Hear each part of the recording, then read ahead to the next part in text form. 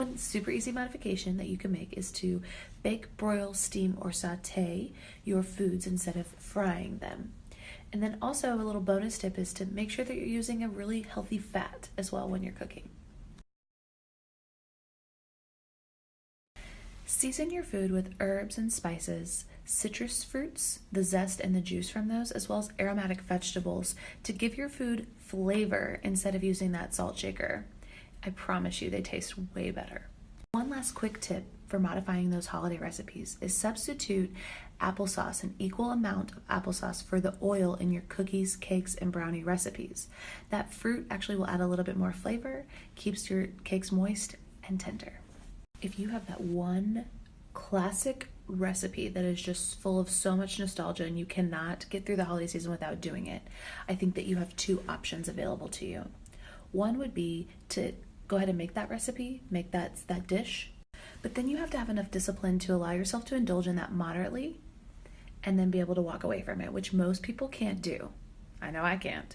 So the second option for you then would be to get on the internet, Google for a healthier recipe or some modifications, healthier modification substitutions that you could be making to that classic recipe to make it a little bit healthier.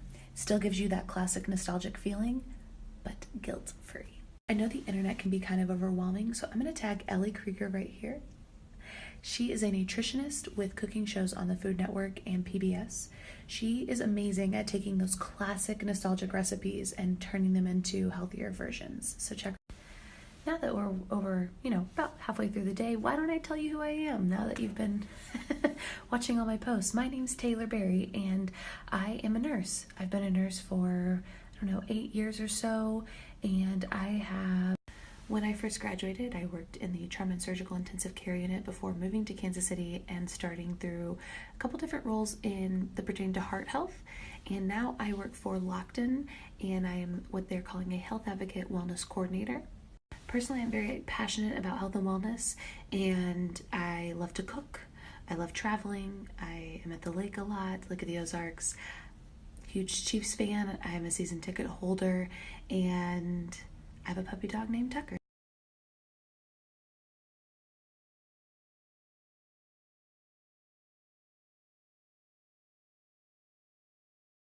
So my last tip is take care of yourself during the holiday season. When we get busy or stressed, it's so easy to put ourselves on the back burner, put everyone first, and we stop doing those things that keep us sane and healthy. And those moments when we are the most stressed and the busiest are when it's actually the most important for us to not skip that workout, to eat healthy, to make sure we're getting plenty of sleep.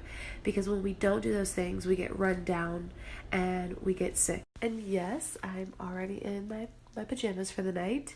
And yes, it's not even 7:30, but I have not been feeling well at all today. So I'm going to take some medication and go to bed early so that I can take care of myself, get plenty of rest, and get to feeling better soon. Thank you for following along today, and I hope that my tips were helpful for you. I usually, on my personal account at TayBB, do Wellness Wednesdays very frequently, so if you enjoyed that, follow me there, and I will be